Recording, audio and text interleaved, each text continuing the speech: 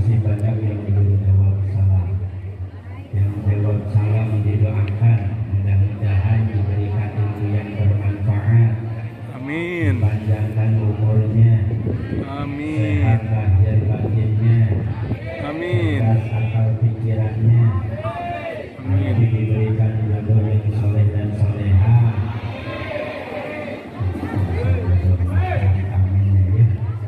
Assalamualaikum warahmatullahi wabarakatuh.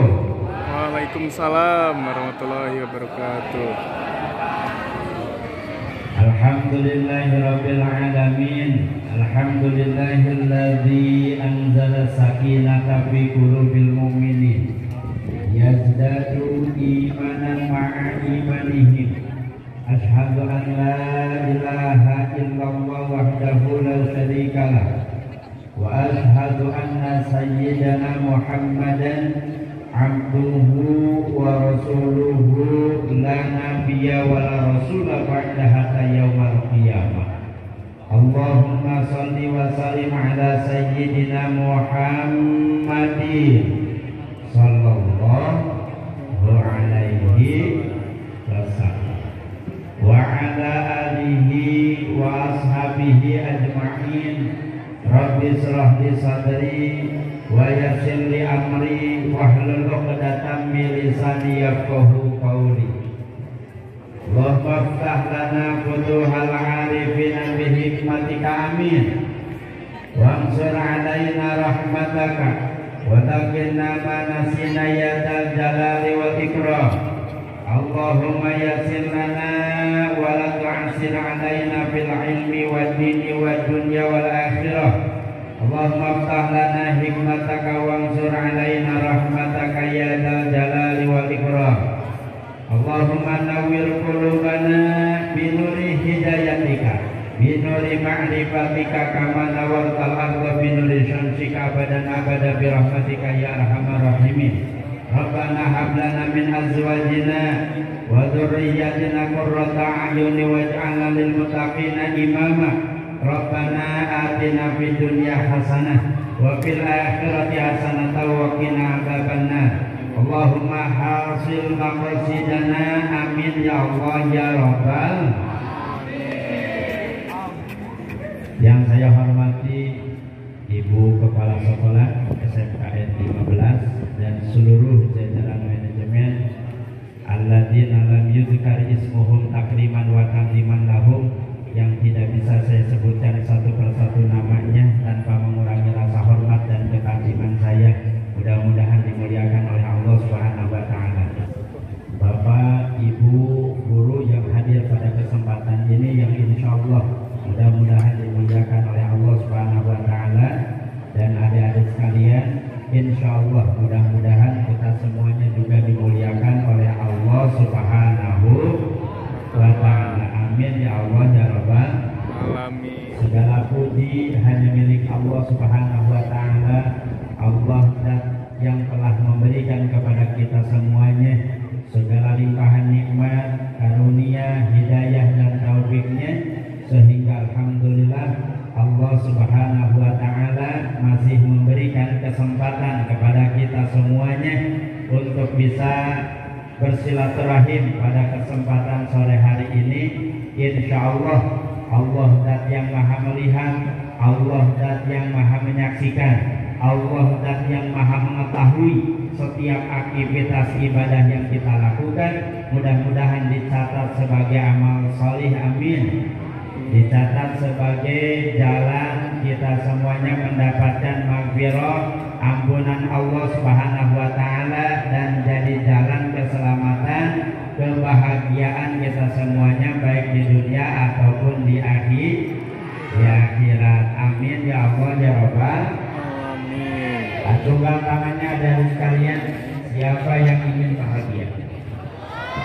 Nah, gitu ya, sambil bilang aku gitu ya. Siapa yang ingin bahagia?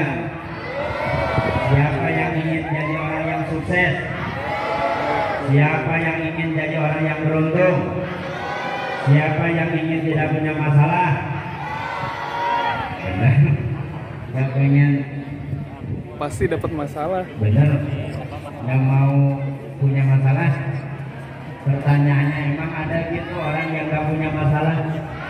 Mustahil di dunia ini orang gak punya masalah, pasti punya masalah. Ada sekalian yang gak punya masalah mah biasanya tuh di jalan-jalan gak pakai celana gitu ya. Nah itu yang gak punya masalah gitu ya. Mustahil kita punya masalah. Ada yang dirahmati oleh Allah Subhanahu wa taala. Kita semuanya ingin bahagia.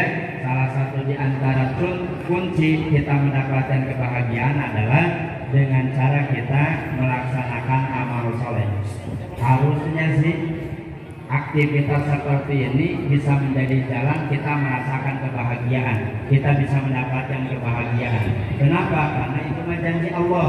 Siapa yang melakukan amal ibadah, siapa yang melakukan amal soleh, kita melakukan silaturahim seperti ini, thalabul ilmi, kebaikan seperti ini, harusnya sih kita merasa bahagia. Betul tidak? Kenapa Allah sampaikan dalam Quran surah An-Nahl ayat ke-97, man amila sholihan min dzakarin aw untha fahuwa mu'min falanuhyiyannahu hayatan thayyibah. Siapa yang menginginkan menjadi orang yang bahagia, mendapatkan kebahagiaan, kebaikan, maka kuncinya adalah melakukan amal soleh. Mudah-mudahan aktivitas ini menghantarkan kita semuanya kepada kebahagiaan. Insya Allah, amin ya Allah ya Rabbal. Ada sekalian, kalau tadi diawali dengan sholawat, saya ingin ngajak sholawat terlebih dahulu, boleh? Boleh tidak?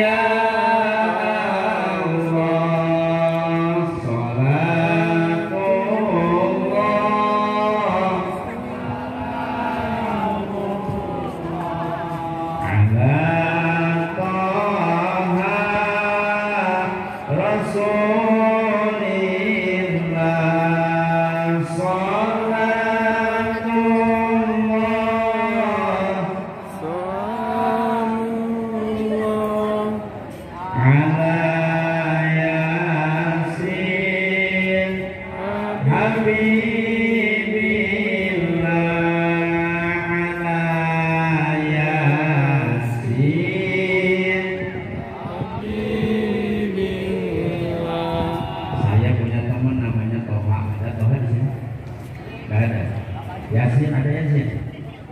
Ada juga ya. Tapi yang dimaksud dengan Toha dan Yasin di sini maksudnya adalah kepada Rasulullah Shallallahu Alaihi Wasallam. Jadi kalau yang misalkan ada yang namanya Toha, berarti sholawatnya ke saya enggak. Yang dimaksud Toha dan Yasin di sini adalah teruntuk kepada Rasulullah Shallallahu Alaihi Wasallam. Adik-adik, sekarang banyak orang tua yang memberikan nama ke anak itu biasanya diambil dari nama ayah sama ibunya. Gitu ya? Di sini ada yang begitu? Mana tuh? Siapa namanya?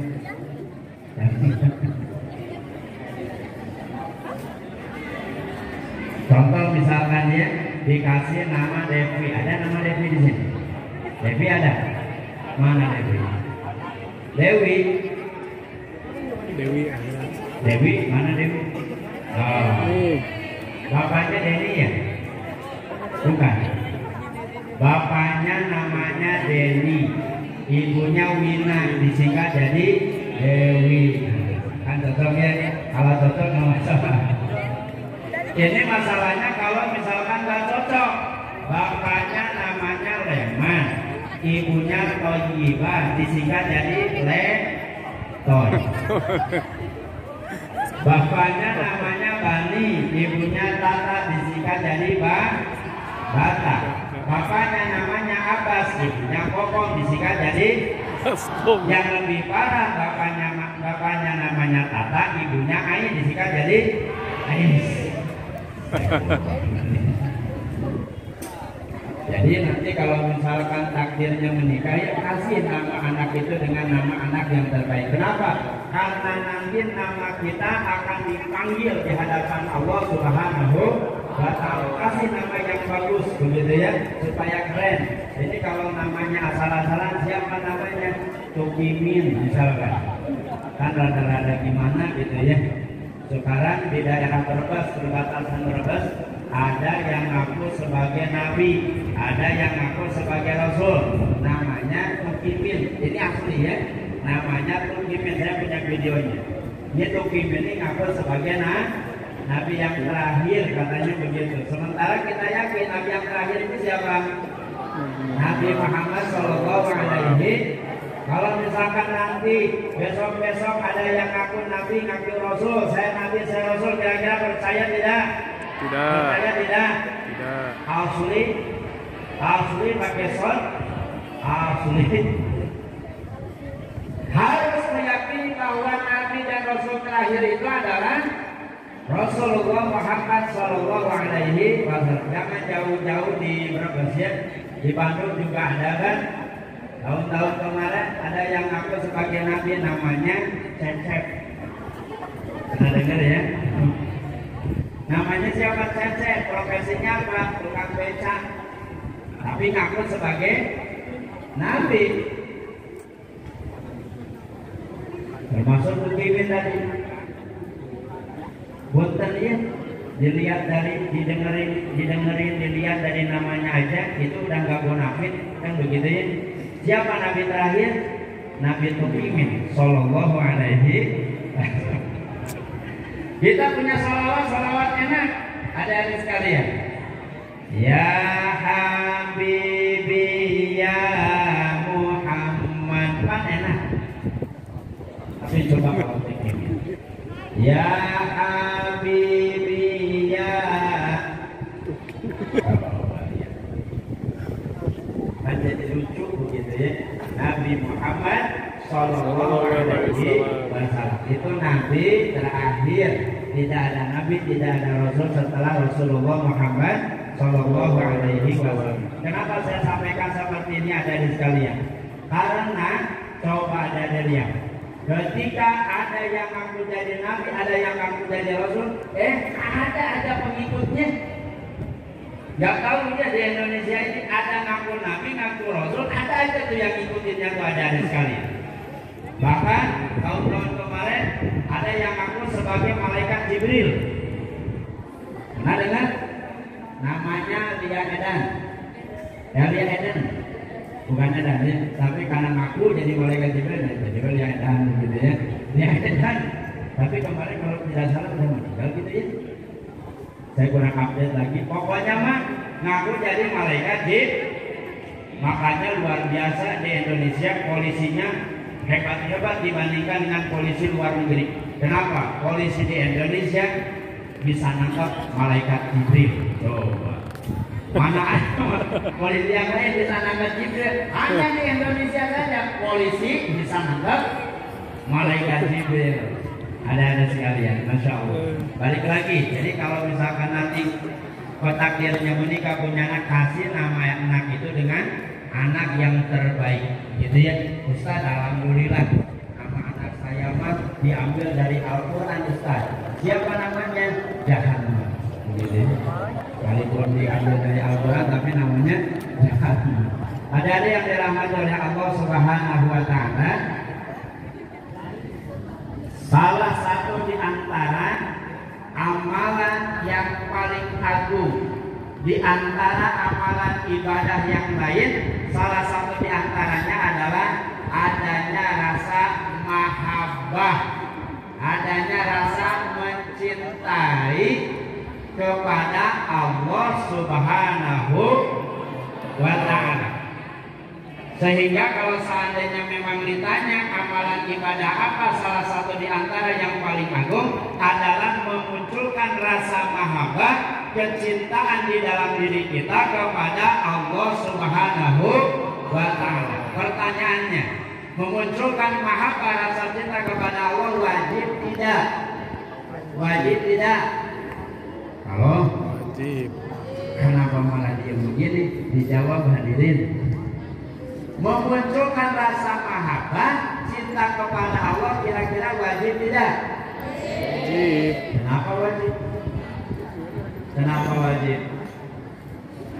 Kalau saya tanya adik-adik sekalian beragama Islam, iman kepada Allah tidak? Iman kepada Allah tidak?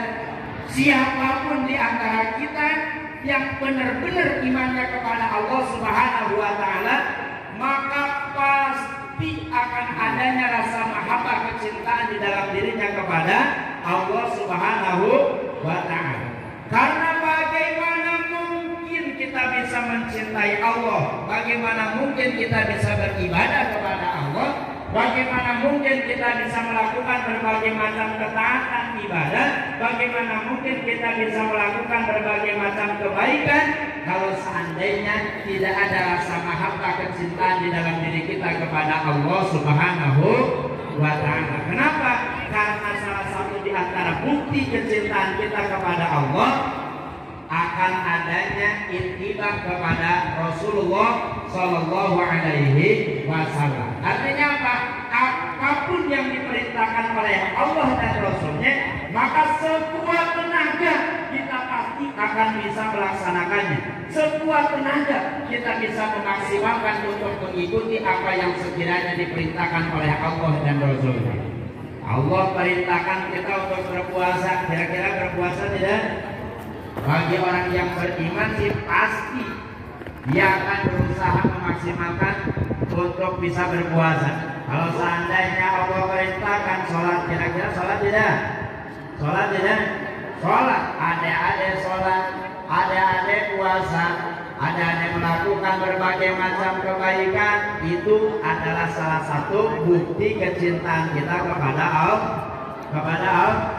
Cuman gak mungkin juga timbul rasa mahabbah, cinta kepada Allah kalau seandainya dengan Allah sendiri kita tidak kenal. Makanya harus kenal dulu dengan Allah. Adik-adik kenal tidak dengan Allah? Kenal tidak dengan Allah? Bagaimana Ustaz cara mengenali Allah? Dengan kita mengetahui sifat-sifat Allah. Wujud bidang bako,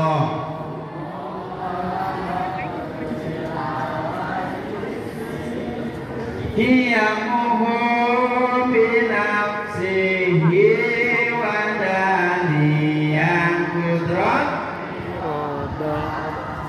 ilmu hayasama basor kalam qadiran aliman hayyan sami'an basiron mutakaliman. Sifat yang wajib bagi Allah ada 20. Sifat yang wajib bagi Rasul ada berapa? Ada 4. Sidik, amanah.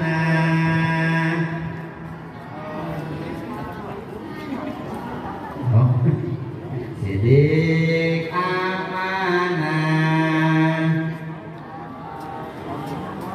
wakona,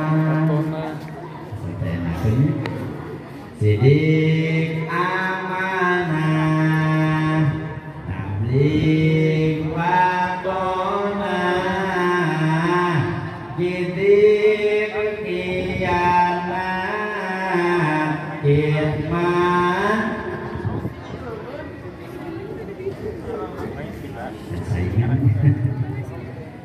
Ada yang dirahmati oleh Allah Subhanahu wa ta'ala, maka dengan kita mengenali Allah, dengan mengenali sifat-sifat Allah, maka ini menjadi jalan kita bisa mengenal Allah Subhanahu wa ta'ala. Ada sekalian ya, kalau ditanya boleh dijawab, boleh? Boleh dijawab? Boleh dijawab? Jadi tak ada suara di sebelah sana juga ya? Oh ada ya? Kirain teh bergema, suaranya gema ke sana mungkin. Ada kalau ditanya ini ada jurusan ini kelas berapa? Kelas 10. Kelas 11 ada? Kelas 12 ada? Ini kelas 10 aja. Semua yang di sini, yang ini akhwatnya, ikhwannya, semua. Biasa sabar, sabar lagi puasa.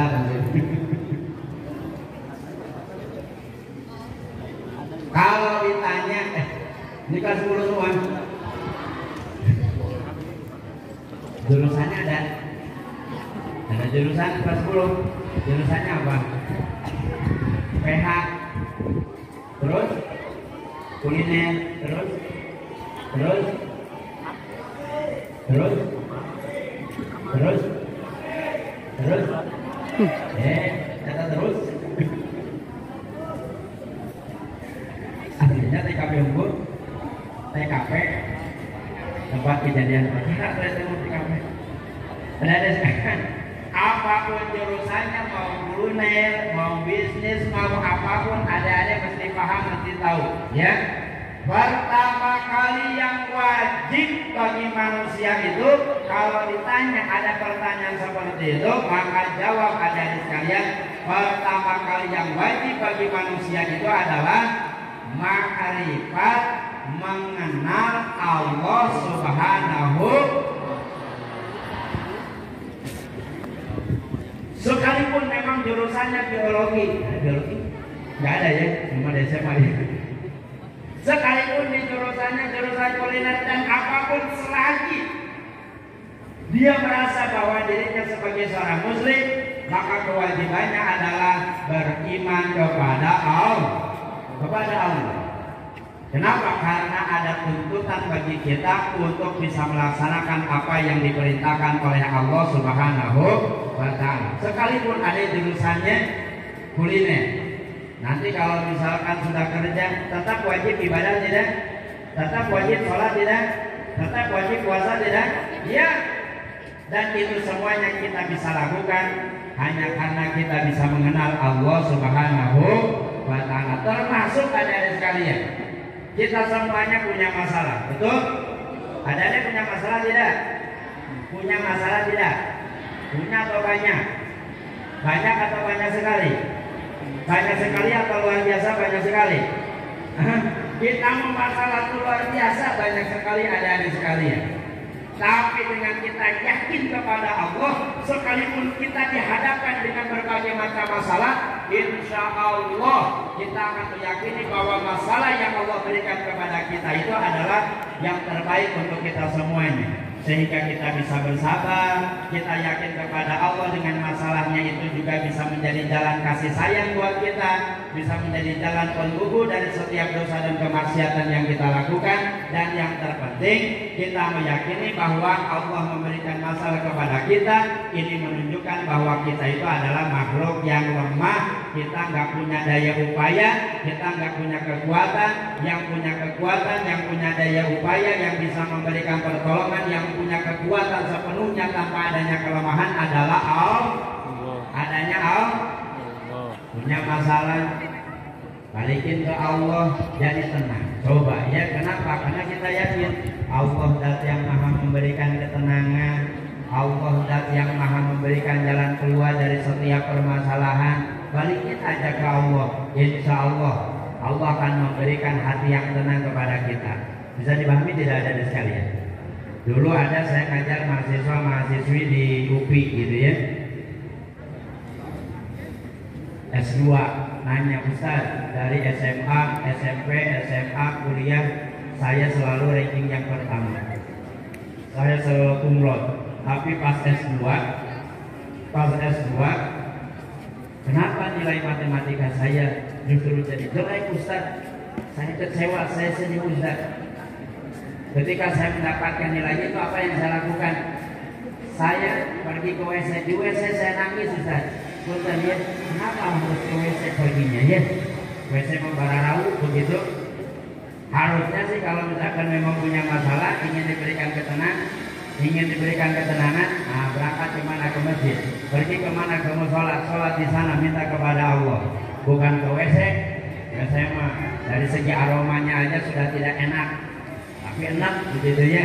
Tapi kalau di masjid bisa bikin hati tenang, adik-adik sekalian. Halo, adik-adik yang dirahmati oleh Allah Subhanahu Wa Taala. Kalau seandainya misalkan kita ingin tenang ketika mendapatkan masalah, coba balikin lagi kepada Allah Subhanahu Wa Taala. Karena Allah zat yang maha memberikan ketenangan. Karena Allah Subhanahu Wa Taala zat yang memberikan jalan keluar dari setiap permasalahan. Allah zat yang maha segala-galanya. Allah zat yang maha memberikan rezeki. Jangan sampai kemudian kita malah jadi ragu, tidak yakin kepada Allah Subhanahu Wa Taala. Karena masalah itu akan muncul kalau seandainya hati kurang yakin kepada Allah. Nah itu sumber masalah itu karena memang kita kurang yakin kepada Allah Subhanahu Wa Taala. Ada sedikit masalah jadi kalah, begitu ya. Ada sedikit masalah ini jadi resah gelisah. Nah ini karena apa? Akibat kita kurang yakin kepada Allah Subhanahu Wa Taala. Apalagi kalau sampai pada tingkatan kita tidak yakin kepada Allah. Na'udzubillah, tsumma na'udzubillahi min dzalik. Ada saya pengen cerita aja lah, boleh? Gak tahu nyambung, gak tahu enggak, pokoknya mah nyambungin aja lah ya. Ada pernah dengar cerita mahasiswa dengan tukang cukur dulu? Boleh saya ceritakan? Boleh saya ceritakan tidak? Suatu saat ada mahasiswa datang ke tukang cukur, ada sekalian. Mau ngapain? Cukurlah, masa mau ngobrol ya. Datang ke sana. Ketika pas lagi dicukur, ada sekalian, di tukang cukurnya ngomong begini, Dek, saya mah nggak percaya kalau di dunia ini tuh ada Allah. Mahasiswa mendengar begitu kan kaget. Wih, Mang, hati-hati Mang ngomongnya. Bener deh, saya mah nggak percaya kalau di dunia ini tuh ada Allah. Ada percaya nggak kalau di dunia ini ada Allah? Percaya tidak? Yakin tidak? Yakin. Tapi si tukang cukur ini mah beda, bilangnya begitu. Saya mah nggak percaya kalau di dunia ini tuh ada Allah.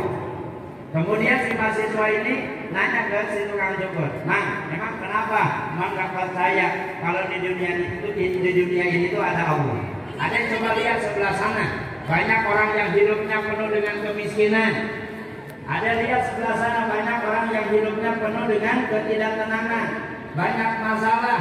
Katanya Allah zat yang maha ada, katanya Allah zat yang maha memberikan rezeki, katanya Allah zat yang maha memberikan jalan keluar dari setiap permasalahan, katanya Allah zat yang maha memberikan ketenangan. Faktanya buktinya banyak orang yang hidupnya penuh dengan kemiskinan, banyak orang yang hidupnya penuh dengan masalah, banyak orang yang hidupnya penuh dengan ketidaktenangan. Ini menunjukkan bahwa Allah itu enggak ada. Si mahasiswa diam aja, ada sekalian, gak banyak ngomong. Setelah itu keluar, beres dicukur keluar, pas mau ngambil motornya ternyata si mahasiswa ini ngelihat di seberang jalan sana ada laki-laki yang rambutnya gondrong, ada sekalian. Gak jadi tuh bawa motornya, naik motornya balik lagi ke tempat tukang cukur tadi dan kata mahasiswa, Mang, dengerin ya Mang ya, saat ini saya nggak percaya kalau di dunia ini tuh ada tukang cukur. Kata tukang cukur lah, saya ini kan tukang cukur. Enggak Bang, sekarang mah nggak percaya. Lah tadi yang ngukurin ada siapa kan saya? Enggak Bang, nggak percaya. Emang kenapa ada nggak percaya kalau di dunia ini tuh ada tukang cukur? Mang, coba lihat ke seberang jalan sana. Ada laki-laki yang rambutnya gondrong. Kalau seandainya memang benar di dunia ini ada tukang cukur, maka tidak mungkin ada laki-laki yang rambutnya gondrong pasti pendek semuanya. Kata si tukang cukur apa?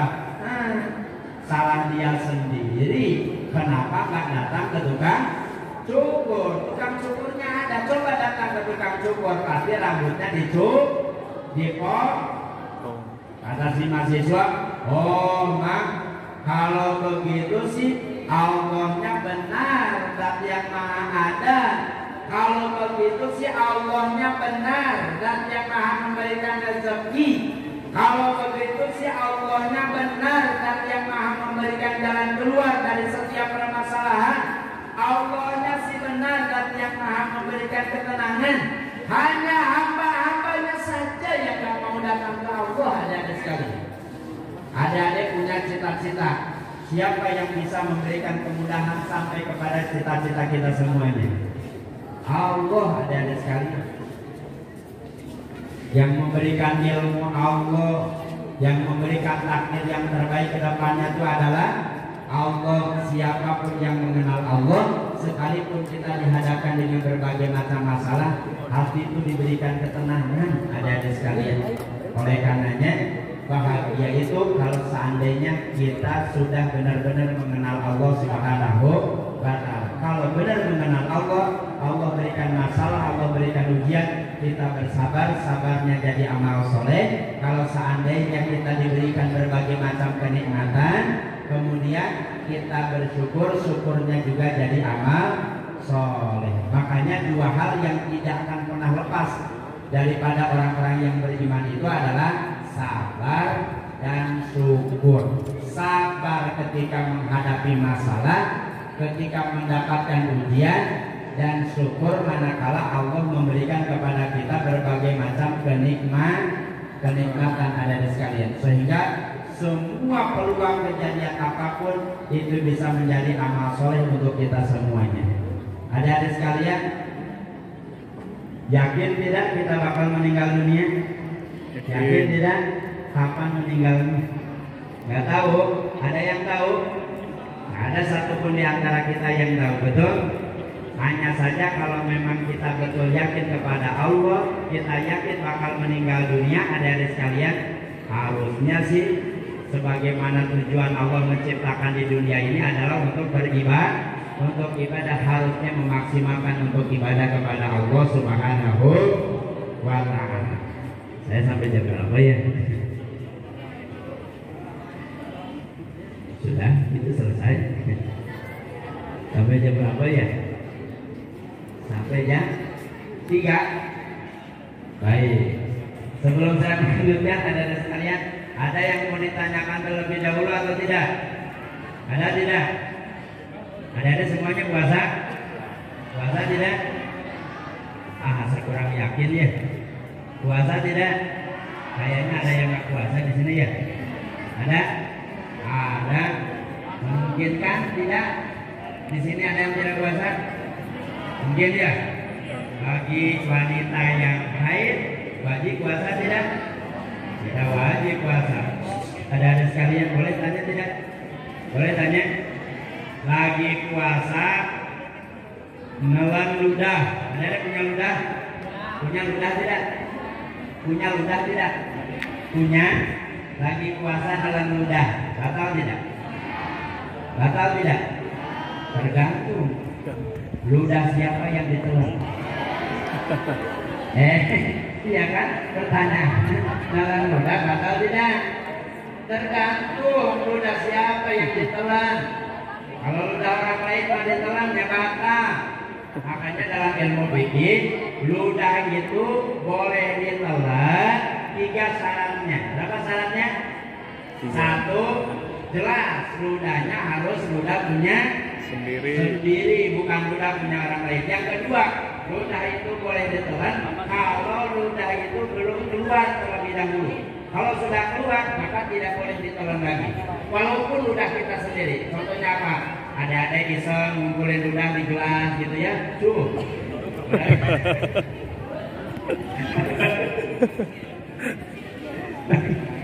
Dan ludah ini ludah sendiri. Walaupun ludah sendiri karena ludahnya sudah dikeluar Sudah dikeluarkan. Kalau sudah dikeluarkan nggak boleh diminum lagi walaupun ludahnya punya sendiri. Ih, kalau Ustaz menjijikan begitu ya kalau puasa zuhur begitu. Karena memang itu syaratnya. Yang ketiga syaratnya ludahnya belum tercampur dengan apapun. Kalau ludahnya sudah tercampur dengan jus, dengan es campur, nah itu mah udah beda lagi ada sekalian, ya.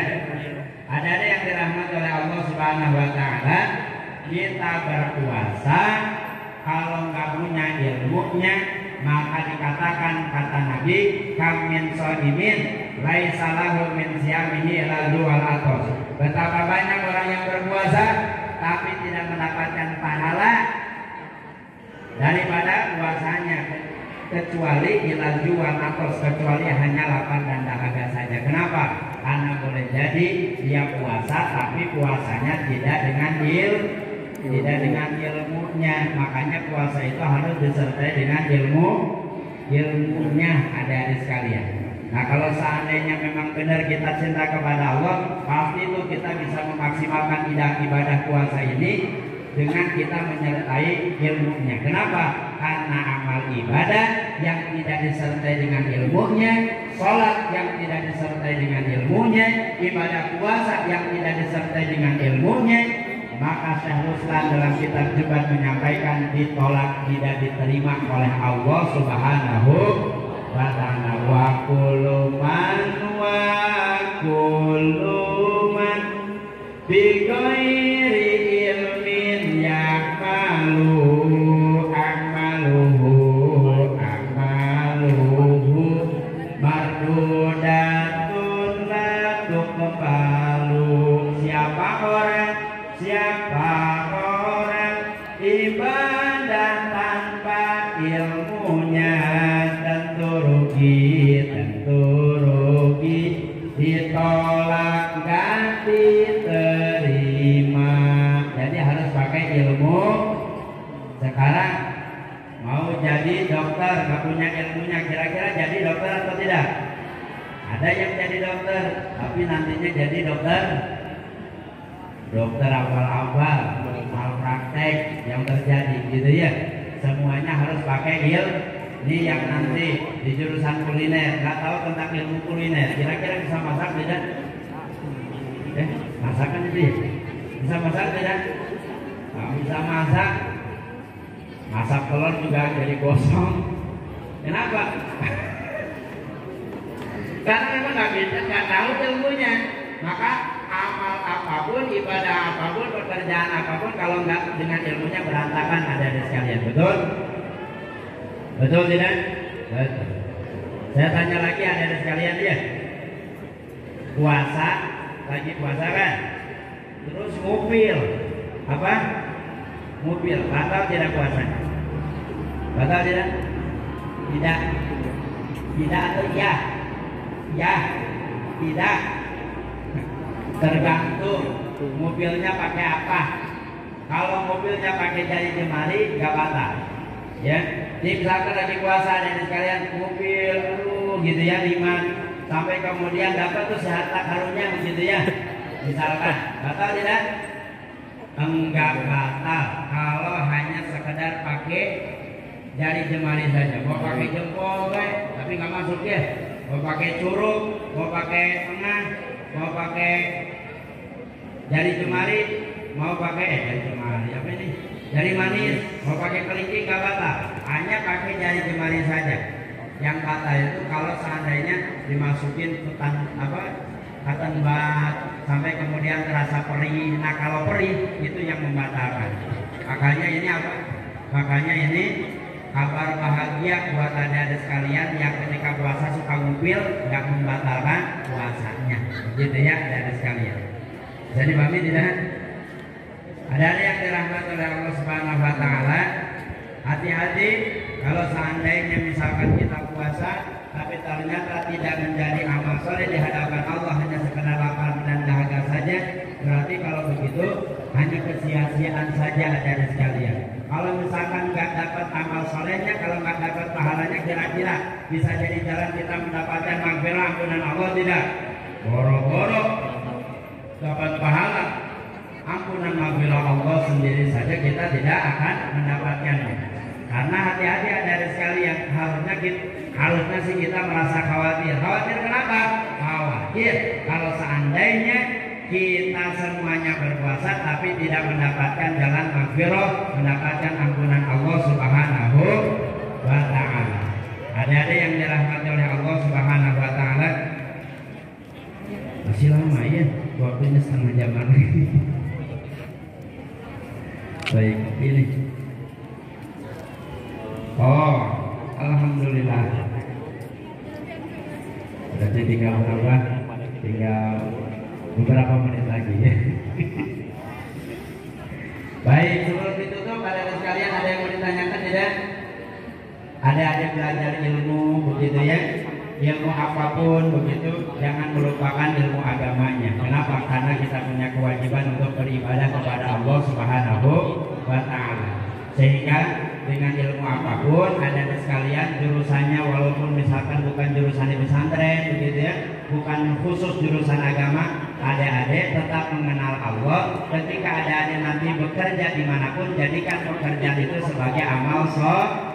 Jadikan pekerjaan itu sebagai jalan adik-adik sekalian masuk ke dalam surganya Allah Subhanahu wa ta'ala. Emang bisa Ustaz? Bisa tidak? Pekerjaan bisa menjadi jalan kita masuk ke dalam surga, bisa tidak? Bisa. Ibadah itu kan bukan hanya sekedar di masjid saja, bukan kan? Ibadah itu bukan hanya sekedar sholat saja, benar? Ibadah itu bukan hanya puasa saja, benar? Tapi ada nanti bekerja, kemudian pekerjaannya itu betul-betul diniatkan ikhlas karena Allah, kemudian pekerjaannya itu sesuai dengan amanahnya, tidak curi-curi waktu, jujur dikerjakan, tidak sombong, baik hati, sering menabung. Oh, lagi ngerekam. Kalau seandainya pekerjaannya dilakukan dengan baik semaksimal mungkin dengan jujur, maka insya Allah pekerjaannya itu akan menjadi amal soleh dan bisa menghantarkan masuk ke dalam surganya Allah Subhanahu.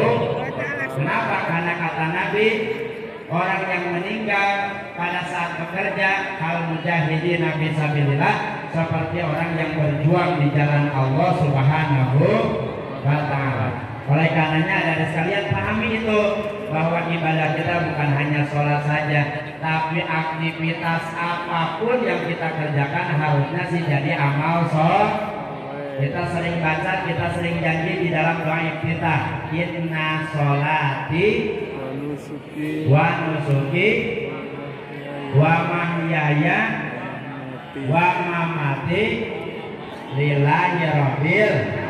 Sesungguhnya sholatku, ibadahku, hidup dan matiku hanya untuk Allah.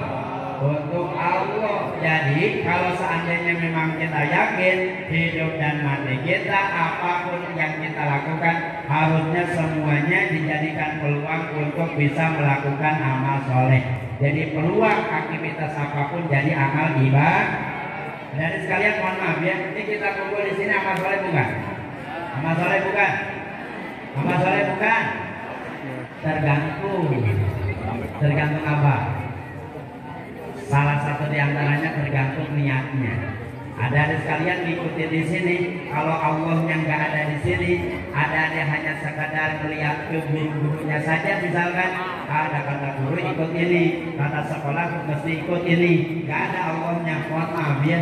Walaupun ini kesannya adalah seperti amalan akhirat, tapi karena niatnya bukan karena Allah, gak jadi amal soleh. Tahu nggak? Harusnya yang seperti ini tuh bikin hati kita senang, bikin hati kita tenang. Halo, percaya tidak?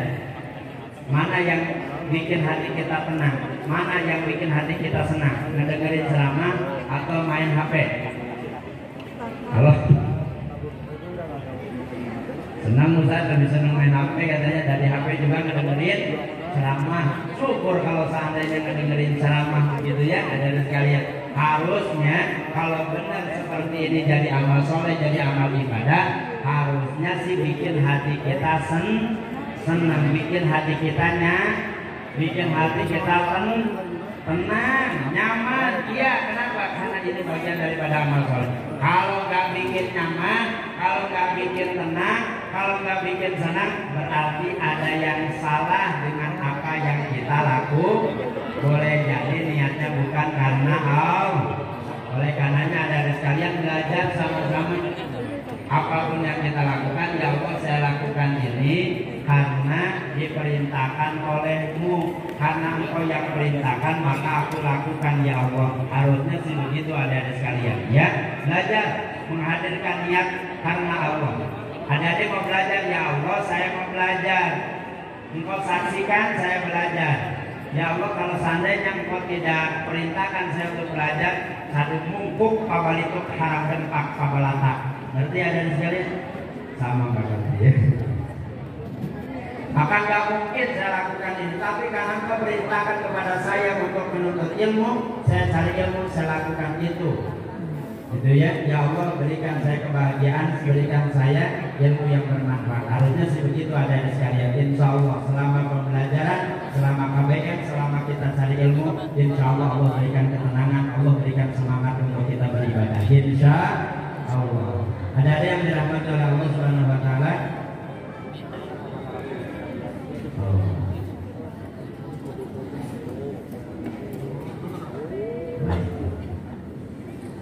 Sudah ada peringatan lagi. Baik, ada sekalian. Mungkin itu saja ya yang bisa disampaikan pada kesempatan siang hari ini menjelang sore. Mudah-mudahan ada manfaatnya, walaupun sederhana, tapi Allah zat yang maha memberikan ilmu yang bermanfaat. Allah zat yang menghujamkan kepada kita semuanya untuk bisa mendapatkan ilmu yang bermanfaat insya Allah. Ada sekalian tadi dibisikin sesi yang selanjutnya Ustaz, sesi tanya jawab. Kalau seandainya memang ada yang bertanya, 2 orang katanya dapat apa? Mercedes. Apa tadi itu? Oh Mercedes. Yang dapat yang nanya 2 orang katanya dapat hadiah. Cuk yang mau tanya. Cuk yang mau hadiah. Ada yang mau hadiah? Kalau ada yang mau hadiah, sok nanya dulu. Ada yang mau nanya? Hadiahnya apa? Mobil apa? Oh hadiahnya ada bingkisan katanya. Sok nanya apa lah? Ada terserah ada? Oh ada. Baik. Dia nanyanya ke sini atau ke sana aja? Ke depan. Oh sok ada. Ada yang mau nanya? Itu dulu tuh yang itu tuh. Ayo. Sini teh. Di sana. Sok atau.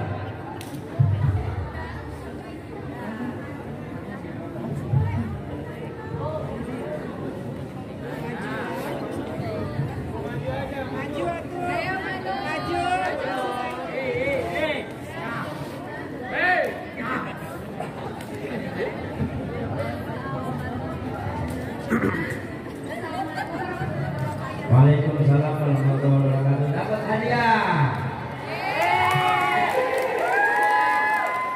Baik, langsung hadiahnya. Atau pertanyaan dulu? Oh pertanyaan dulu.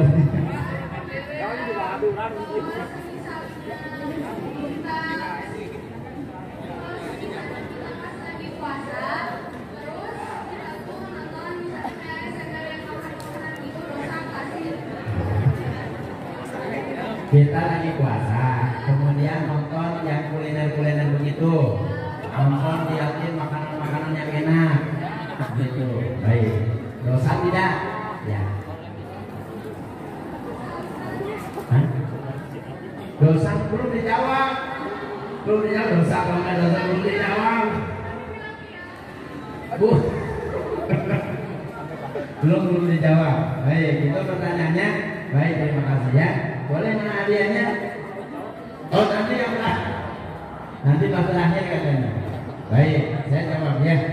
Katanya mau berdiri atau mau duduk? Mau berdiri aja? Baik. Duduk? Sok. Boleh. Sekalian aja ya. Sekalian aja satu pertanyaan lagi ya. Biar langsung dijawabnya, Teh. Boleh Teh, monggo.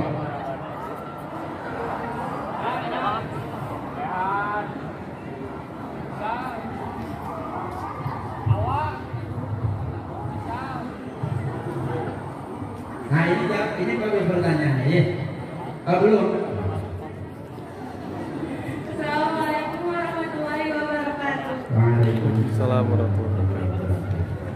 Perkenalkan, nama saya Nabila dari 10 PH2. Nabila. Jadi kan pada itu 10 malam terakhirnya itu malam Lailatul Qadar kan. Gimana gimana? Malam terakhir itu kan katanya ada malam Lailatul Qadar. Ada malam Lailatul Qadar. Nah kan ini apa saya tuh lagi Lagi haid. jadi itu teh bisa dapat malam Lailatul Qadarnya atau enggak? Dapat pahalanya enggak?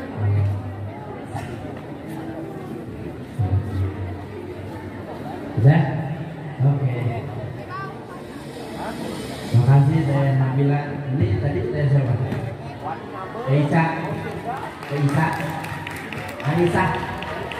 Aisyah. Kalau tadi saya Nabila, Aisyah sama Nabila.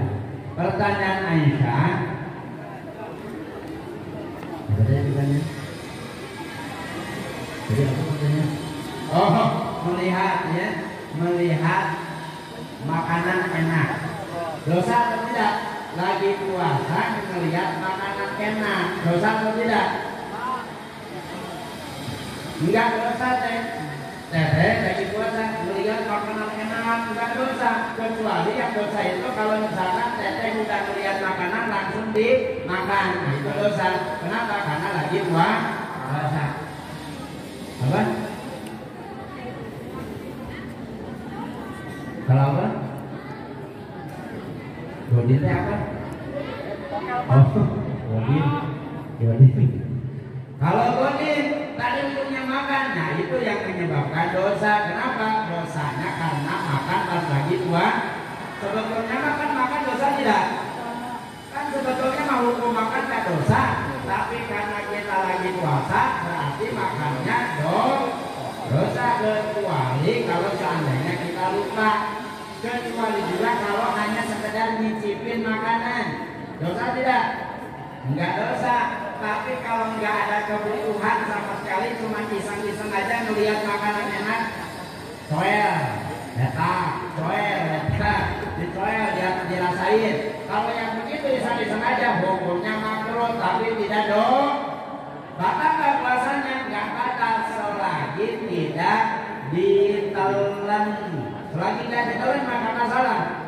Kalau seandainya memang pekerjaannya makanan gitu ya, nah itu mah boleh dicobain. Kenapa? Karena ada hajat, ada kebutuhan, dirasain. Amin lah ya, misalkan gitu ya. Tapi dengan catatan nggak boleh ditelan, begitu deh. Jadi kalau hanya sekedar melihat saja nggak dosa. Cuma teteh ngapain lagi puasa melihat terus begitu gitu ya. Kalau misalkan hanya sekedar melihat nggak masalah. Tapi melihat sambil dimakan, nah itu yang jadi dosa. Kenapa? Karena lagi puasa. Kecuali kalau teteh yang tak puasa, masukin makanan dosa nggak dosa. Begitu ya. Itu yang pertama. Oh, saya tanya sebelum menjawab pertanyaan yang kedua ya, yang haid. Lagi puasa, masukin permen ke mulut. Dosa tidak? Dosa tidak. Batal nggak puasanya? Batal nggak? Nggak ada suaranya. Batal nggak? Batal ya?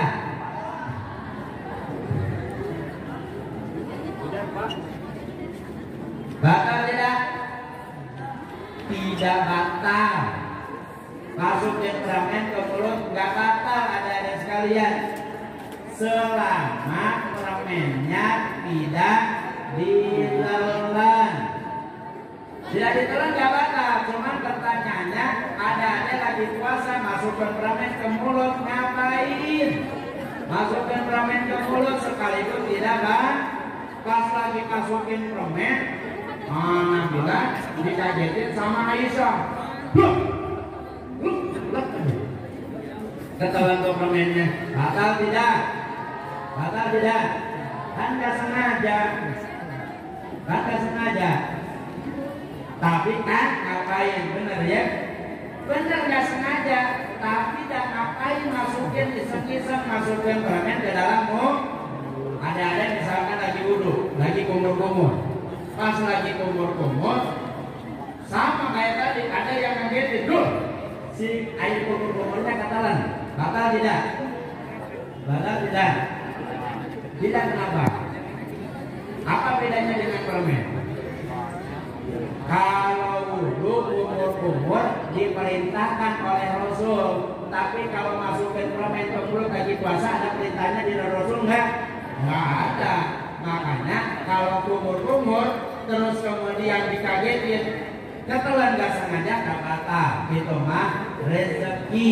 Tapi kalau masukin permen tiba-tiba kaget terus ketelan, itu batal. Kenapa? Karena nggak ada perintah dari Rasulnya untuk masukin permen ke dalammu. Itu ya, Teh Aisyah. Cukup? Jadi dosa tidak? Dosa tidak? Baik. Kalau Anda lihatin aja. Dua pertanyaan dan Nabila. Lagi sebelum terakhir bulan Ramadan itu ada Lailatul Qadar. Ustaz, saya lagi haid, dapat gak Lailatul Qadarnya? Emang bagi perempuan yang sedang haid tetap tidak bisa melakukan ibadah? Bisa. Yang tidak boleh itu kan ada 10 bagi wanita yang haid, nggak boleh itikaf, nggak boleh pegang Quran, nggak boleh baca Quran. Tapi Teh Nabila tetap masih bisa zikir. Subhanallah. Itu zikir. Ya Teh misalkan ya, Teh bantu ibu bapaknya di rumah, Teh berbuat kebaikan, Teh sedekah malam itu. Saran saya, setiap malam malam ganjil termasuk 10 terakhir ini, di setiap malamnya adik-adik sedekah dulu. Sedekah, kalau memang benar pada saat itu Lailatul Qadar, maka sedekahnya adik-adik dihitung selama kurang lebih 83 tahun 1000 bulan. Sedekahnya tuh. Jadi setiap malam ini 10 terakhir sedekah, masukin ke kentreng. Terus kemudian adik-adik sekalian sebelum tidur apa? Sebelum tidur baca doa terlebih dahulu, bantu ibu bapaknya di rumah, beres-beresin di rumah, termasuk yang bekerja malam hari. Bukan berarti yang Lailatul Qadar itu orang yang hanya itikaf di masjid saja, bukan. Karena amal ibadah itu banyak yang bisa kita lakukan, ada sekalian. Jadi pahami ya. Termasuk mohon maaf ya, Teh Nabila sebelum haid itu sering baca Quran sehari semalam 1 juz. Rutin, atau misalkan punya amalan rutin, setiap pagi suka zikir baca ayat kursi. Ketika seorang perempuan haid punya amal yang istiqomah, misalkan ya, maka pahalanya terus ngalir walaupun dalam keadaan haid. Nah ini kemuliaan yang Allah berikan kepada perempuan yang tidak diberikan kepada laki-laki. Ketika haid punya amalan yang istiqomah, pahalanya terus ngalir walaupun tidak melakukan pada saat itu sedang haid. Tapi rugi bagi perempuan yang nggak punya amal istiqomah, kemudian nanti haid, maka nggak dapat pahalanya sama sekali. Oleh karenanya minimal apa? Ada zikir rutin, gitu ya. Yang Nabila punya zikir rutin setiap pagi, baca ayat kursi, begitu insya Allah itu nanti bisa terus pahalanya mengalir walaupun dalam keadaan haid.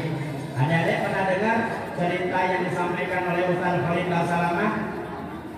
Adik-adik tahu nggak Khalid Basalamah? Ustaz Khalid Basalamah tahu nggak? Tahu dari mana? Dari YouTube. Memang sering masuk ke YouTube.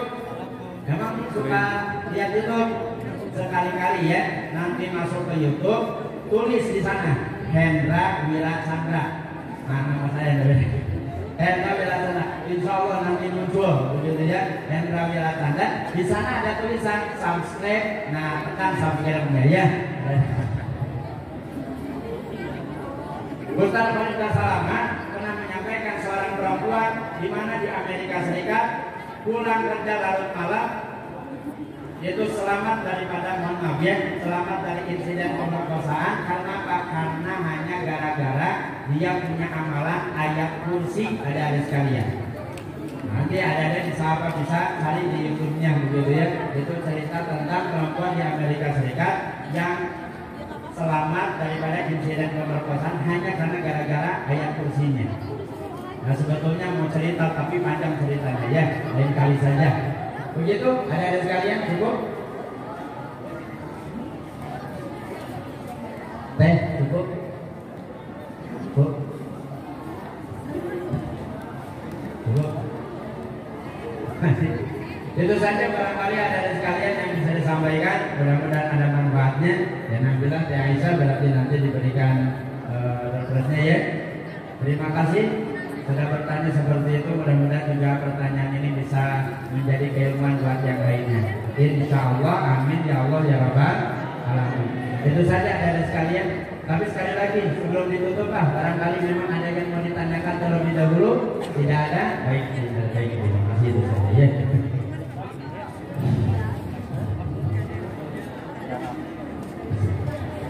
Terima kasih. Assalamualaikum warahmatullahi wabarakatuh. Waalaikumsalam warahmatullahi wabarakatuh.